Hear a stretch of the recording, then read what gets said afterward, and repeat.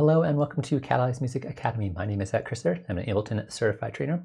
And for today's quick tip, I want to talk a little bit about sidechaining, but not in the way people normally talk about sidechaining. Normally when people say sidechaining, people just think you mean sidechaining a compressor, which is the most common way to do it.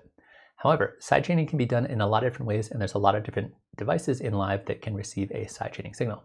So sidechaining basically just means that you take the volume of one track and use it to trigger an effect on a different track. And in this case, we're going to be using the gate device to do exactly that. So real briefly, before I turn on the gate, I'm going to be using this vocal sample as just my example. Sounds like that. So the way the gate works, it's kind of the opposite of a compressor. Whereas the compressor is going to decrease your dynamic range, a gate is going to increase your dynamic range. So basically anything that is below this threshold, which is this bar right here, is not going to be sent through. It's going to turn the volume down. So if I keep this up, we're not going to hear anything. We'll hear a little bit, but not very much. And we can see the gray line here indicates the volume of the original signal, and the white line is the now gated signal. So if I turn the threshold down, anything that passes that volume is going to be let through the gate, and anything that's below the threshold is not going to be let through the gate. So if it's down here, everything's being let through and it's not really doing anything. So that's kind of the idea. Threshold, if you're above the threshold, you can hear it. If you're below the threshold, it gets turned down. We have a few controls that we can use to play around with it. We have like an attack, hold, and release to kind of adjust the curve of that. We also have the floor. This is essentially how much volume is being turned down. So if I go back to doing this, if the floor is all the way down here, you're not hearing anything.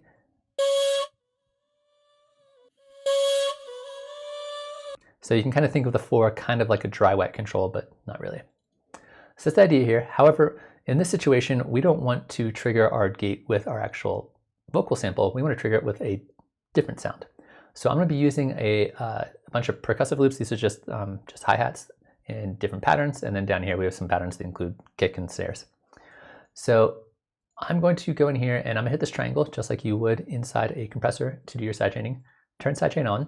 We're going to grab audio from our drum rack and keep this threshold really high for right now. So when I hit play on this hi-hat loop,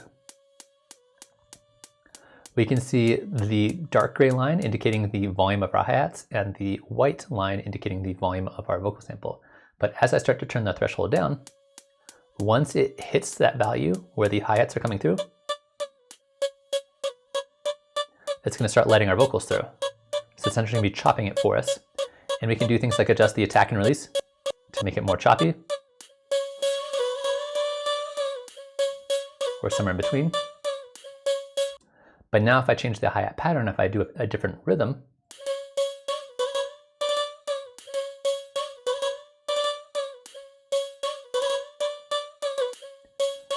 I can create different rhythms on the fly just by changing my hi-hat pattern, which is pretty cool for doing these kind of like interesting rhythmic vocal chop sounds. So if I go down here and I try playing this drum loop, this includes my kick and my snap and my hi-hat together. This is all three of those sounds are going to trigger the gate, which is not really going to do what I want it to.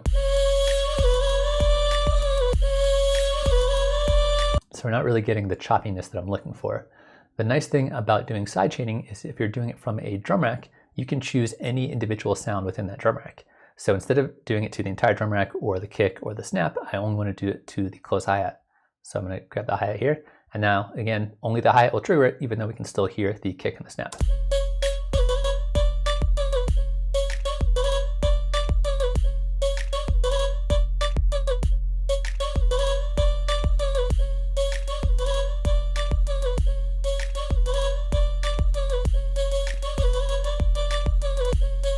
Like that.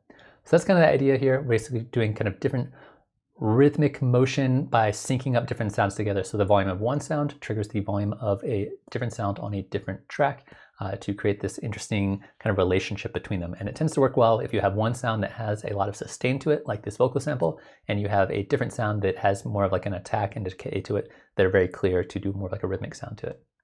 And then you sync them up and you get some cool, interesting sounds. So that's it. Hopefully you enjoyed watching that. If you did, please feel free to subscribe to the channel. I release videos every Monday and Thursday about different topics related to music production with Ableton Live that I think are interesting. On top of that, feel free to check out our website, catalyzeacademy.com, for info about classes and lessons and workshops that we offer. And as always, thanks for watching, and hopefully I'll see you again soon.